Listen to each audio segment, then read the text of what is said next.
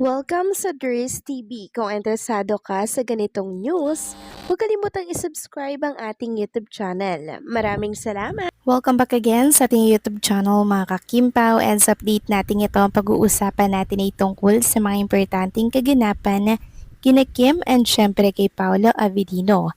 So ang pag-uusapan na tatalakayin natin sa update na to ay ang pagtupad po mga kakimpaw ni Kim and Paolo Avellino ng matagal na pong hinihiling ng mga Kimpaw fans. At yan ang dapat nating talakayin dahil sobrang saya po nito mga kakimpaw.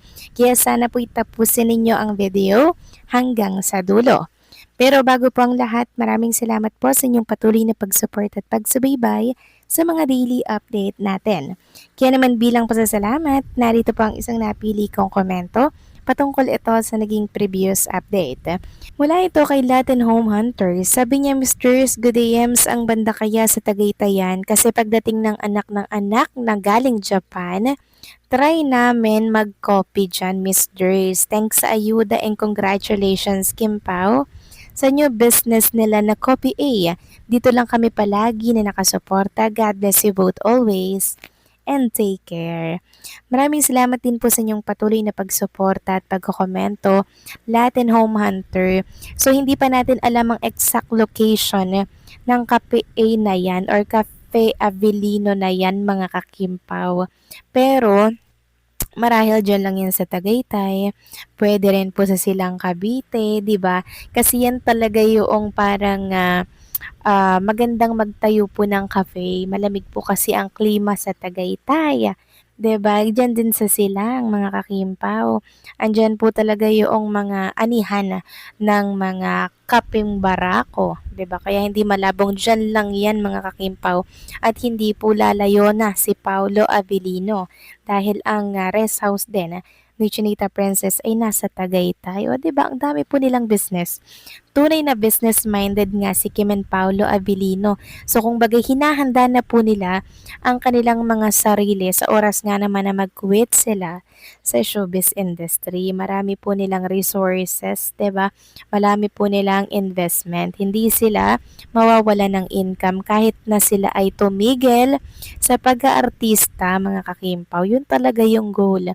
Yun talaga yung malaking plano ni Kim and Paolo. Dahil alam po nila na hindi habang buhay sikat sila at hindi habang buhay ay mag-aartista sila. May time talaga na kailangang magpaalam at kailangan pong iwanan ang showbiz industry para naman ma-enjoy nilang buhay. 'Di ba? Hindi yung laging nasa showbiz lamang sila. At desisyon naman nila yan mga kakimpaw. So maraming salamat po sa inyong komento, Latin Home Hunter. God bless po sa inyo and mabuhay kayo. So eto na nga pag-usapan na natin mga kakimpaw, mga topic na nakalap natin sa update na to at tunahin na nga nating pag-usapan ang tungkol dito sa ikinatutuwa po ng mga Kimpaw fans about kay Ann Curtis na talaga namang sports lang siya sa pagkatalo po niya dahil sa pagmamahal at boto ng mga Kimpaw fans. So eto po yun mga kakimpaw o yung sinabi po ni Ann Curtis. Kinongratulate niya po dyan si Kim and Paolo. And nagpaalala nga po siya dyan na happy-happy lang diet. Wala pong personalan dahil tanging competition lamang po yun for fun and wag sana daw mag-away-away. O di ba mga kakimpaw, lalo't close si Kim and si Ann Curtis, ganun din syempre si Paolo Avellino. Kaya sports lang ha, walang samaan po ng loob. Si Ann Curtis and Kim Paolo is a good friend. Samantalang next topic naman, talakayin naman natin ang tungkol naman dito sa trending in the Philippines. Pang 9 spot po tayo mga kakimpaw, ang The Alibay. Ang The Alibay I Want TFC finale. Grabe no? Sobrang pinag-uusapan po talagang finale ng The Alibay kagabi sa I Want. Pero yung mga nasa Free TV, next week pa po ang tapos niyan mga kakimpaw. Kaya naman next week nyo pa po makikita ang talagang ending ng The Alibay. So, nakita natin yung ending nun sa I Want mga kakimpaw. And talaga namang super saya. Sabi nga po talaga namang tinupad na ni Kim and Paula Avellino ang matagal ng hinihiling ng mga Kimpaw fans. Kasi Nung una pong maipalabas ang The Alibay, sobrang pangit talaga ng ending or finale, 'di ba mga kakimpaw? Pero this time, kaya naman yung mga fans, sobrang nag-aano po sila na sana happy ending daw po ang mangyari sa The Alibay. Kaya naman eto na, tinupad na po ni Kim and Paolo Avellino at ng management yung kahilingan po ng lahat. Dahil happy ending po mga kakimpaw ang nangyari sa Binstel dito po sa Canada. Finally, inilabas na rin po yung shoot nila dito sa Canada. Sobrang saya nila mga kakimpaw. Tunay na may happy ending nga po ang Binstel.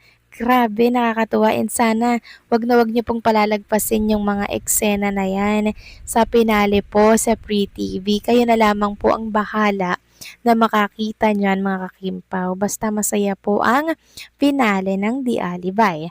Sabi nga dito sa post, finally, the happy ending they deserve. I know they may not have had the easiest love story to watch, but to me, they gave us one of the most unforgettable ones. Binstel is proof that love is not measured by how easy the journey is. It's measured by the courage to stay, to choose each other, and to keep fighting against all odds. Maraming salamat at hanggang sa muli, Binstel at Stella.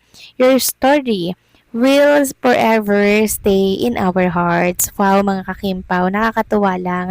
And makikita nyo nga dyan sa picture na yan mga kakimpaw na ayan na, nagkita po sila sa Canada. Sobrang happy, sobrang saya po ng ating mga puso. Dahil finally yung ating matagal na pong pinapangarap at wini-wish na mangyari po sa finale ng The Alibay. Sa wakas, binigay na din po ni Kim and Paolo. Makakatulog na po tayo ng mahimbing. Wala na po tayong poproblemahin mga kakimpaw.